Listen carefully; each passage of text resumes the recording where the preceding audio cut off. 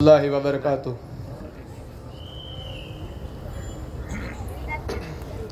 Stage पर विराजमान मंचस्थ महानुभाव,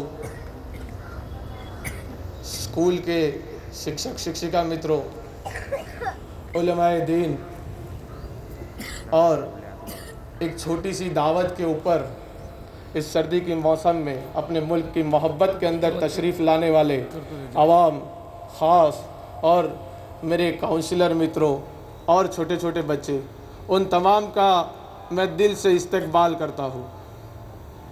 आज का दिन यानी 26वीं जनवरी का दिन हमारे देश के लिए एक बहुत खुशी का बहुत बड़ा दिन यानी कि गणतंत्र दिन। आज का दिन यानी प्रजासत्ताक दिन, ये हमारे मुल्क के लिए बहुत ही बेहतरीन दिन शुमार किया गया है।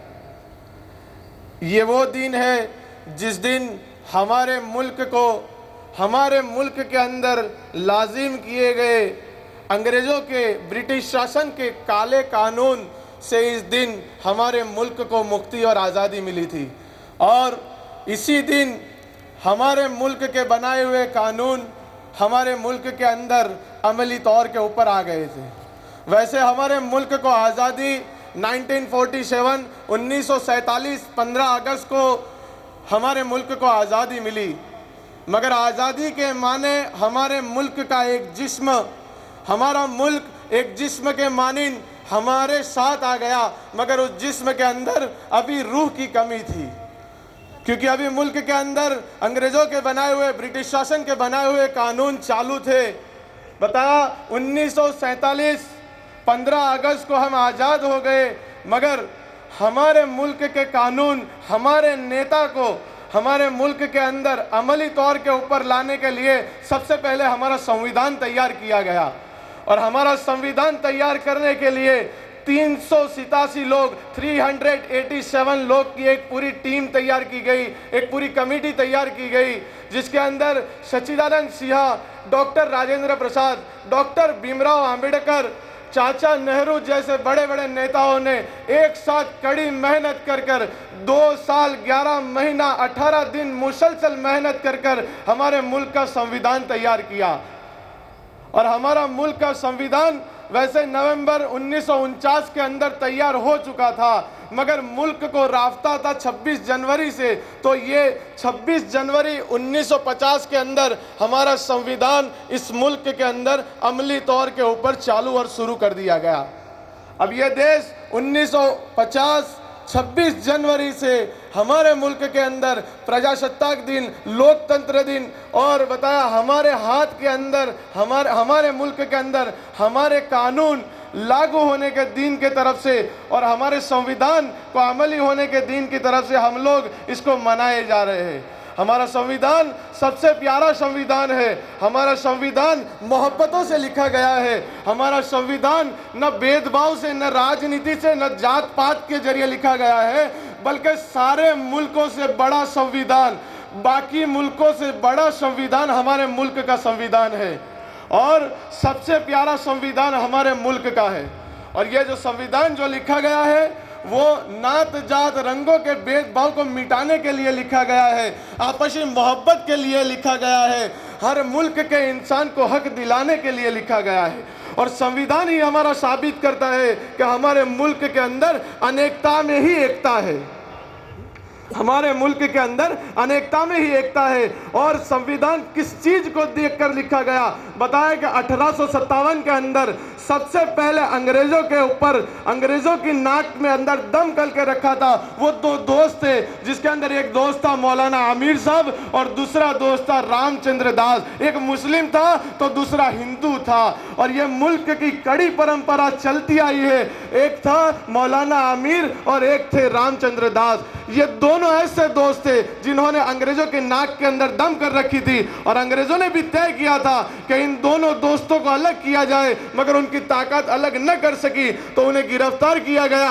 और ऐसा तय किया गया कि इन लोगों को ऐसी सजा दी जाए कि मुल्क के लोग इबरत हासिल करें और आज के बाद 2 कौम के लोग कभी इकट्ठे ना हो, ऐसी सजा दी जाए। तो बताया अंग्रेजों ने ऐसी सजा दी एक ही पेड़ के ऊपर, एक ही रस्सी से और एक ही फंदे के अंदर मौलाना आमिर साहब और मौलाना आमिर और रामचंद्र दास जी को एक ही फंदे के अंदर फांसी दी गई। और वो पेड़ की नस्लें और वो पेड़ आज भी अयोध्या के अंदर मौजूद है। हम चाहे तो इतिहास की किताब उठाकर इसको पढ़ सकते हैं। ये मेरे देश का इतिहास है। रानी लक्ष्मीबाई के नाम से कौन नहीं वाकिफ, हत्ता के बैठने वाला छोटा बच्चा भी इस नाम से वाकिफ है। रानी लक्ष्मीबाई की जब पहली शिकस्त हुई, किले से रानी लक्ष्मीबाई को निकाला गया, तो वो हार नहीं मानी बल्कि तय किया कि मैं इस किले को वापस फतह करूंगी।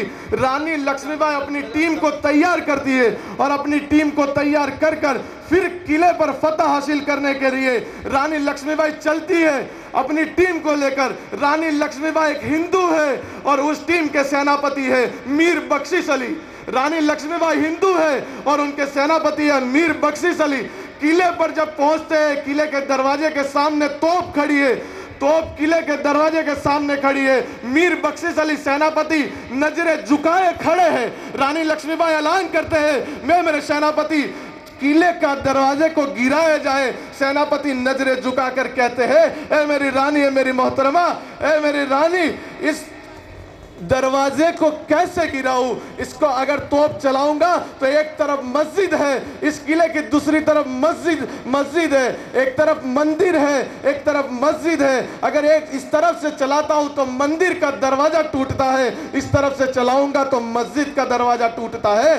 रानी लक्ष्मीबाई कहती है कि उसको मंदिर की ओर से चला दिया जाए। तोप चल गई, मंदिर का दरवाजा टूटा और पूरी की पूरी सेना किले के अंदर दाखिल होती है। सेनापति अपनी कौम को, अपनी फौज को मुखातब होकर कहते हैं, मीर बख्शिश अली ने कहा है, मेरी फौज आज सुन लो, ये रानी लक्ष्मीबाई ने मस्जिद की हिफाजत करते हुए मंदिर का दरवाजा गिरने दिया। आज हम भी याद करते हैं, हमारा हर खून का कतरा ये मुल्क के लिए और रानी लक्ष्मीबाई के लिए कुर्बान कर देंगे। ये मेरे असलाफ की कुर्बानी है। हमारे असलाफ की कुर्बानी से आज़ाद हुए हम, हमारे असलाफ की कुर्बानी से आज़ाद हुए हम।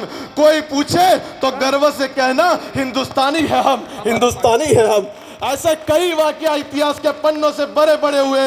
हमने इतिहास को जानना छोड़ दिया तो हम इस मुल्क से काफ़ी दूर होते गए। इतिहास को उठाकर पढ़ो, कहीं दूर जाने की ज़रूरत नहीं है। 1940 की बात करते हैं, 1940 की बात करें तो 1940 के अंदर आज़ाद हिंद की फौज तैयार कर दी गई। 1940 में आज़ाद हिंद की फौज तैयार कर दी गई और सुभाष चंद्र बोस, नेताजी जिसे हम कहते हैं, सुभाष चंद्र बोस ने आज़ाद हिंद फौज की पूरा सुकान और बजाया। उन्होंने कैप्टन बन के आज़ाद हिंद फौज के लिए चंदा देश के अंदर लेना शुरू किया। 1940 की बात है, कोई दूर की बात नहीं। 1940 के अंदर सुभाष चंद्र बोस चंदा लेने के लिए निकलते हैं तो हिंदुस्तान का दूसरे नंबर का चंदा, हिंदुस्तान का सबसे बड़ा दूसरे नंबर का चंदा 1940 के अंदर यूसुफ मारफानी एक मुस्लिम है जिसने 1 करोड़ रुपया चंदा 1940 के अंदर दिया था। सुभाष चंद्र बोस और यूसुफ मारफानी बात कर रहे हैं। यूसुफ साहब नेताजी को 1 करोड़ रुपया दे रहे हैं। पास में बैठी हुई बुढ़ी औरत रो रही है। नेताजी पूछे, ए बुढ़ी माँ तू क्यों रो रही है? तो बुढ़ी माँ कहती है, मैं आंखों से देख नहीं सकती पर तुम्हारी बात सुनी, मेरे पास 1 करोड़ रुपया नहीं है, मेरे पास 1 करोड़ रुपया नहीं है, मैं क्या दूंगी इस मुल्क के लिए? नेताजी ने कहा, तेरे पास 1 करोड़ से बड़ी दौलत तेरा बेटा शाहनवाज हुसैन है, तू इस मुल्क के लिए शाहनवाज हुसैन को दे दे, 1 करोड़ से ज्यादा है। वो माँ रोती हुई अपने बेटे को मुल्क की आज़ादी के लिए देती है और वही शाहनवाज हुसैन नेताजी की टीम के कप्तान बने और आज़ाद हिंद फौज के कप्तान शाहनवाज हुसैन बने और अंग्रेजों के खिलाफ जंग करते करते शाहनवाज हुसैन शहीद हुए। जब शाहनवाज हुसैन का जनाजा लाया गया, उनकी बूढ़ी माँ जो आंखों से देख नहीं सकती, माँ को जनाजे के सामने नेताजी सुभाष चंद्र बोस खड़ा रहकर कहते हैं, ए मेरी फौज, ए फौज हिंदुस्तान, जिसने भी भारत माता को नहीं देखा वो आज देख लो, ये बूढ़ी माँ, ये अंधी माँ, ये है भारत माता, ये है भारत माता, ये है भारत माता। इन बातों को देखकर, इन बातों को मद्देनजर रखते हुए हमारा संविधान बना है। न किसी के बदलने से बदल सकता है, न किसी के बदलने से उसके अंदर रत्तों पार बराबर भी बदलाव आ सकता है। हम इस संविधान के, इस मुल्क के वफादार थे, इस मुल्क के वफादार हैं और इस मुल्क के वफादार रहेंगे। कहो इंशाअल्लाह, जिस तरीके से हमारे असलाफ ने कुर्बानी दी, इस मुल्क के लिए कुर्बानी देनी पड़ेगी। हम भी इंशाअल्लाह अपने खून का कतरा कतरा इस मुल्क के लिए कुर्बान करेंगे। कहो इंशाअल्लाह। न सरकार मेरी है, न सरकार मेरी है, न रौब और रुतबा मेरा है। न सरकार मेरी है, न रौब और रुतबा मेरा है।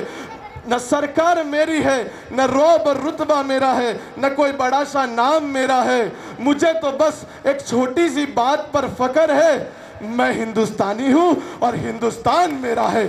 जय हिंद। अजीम भाई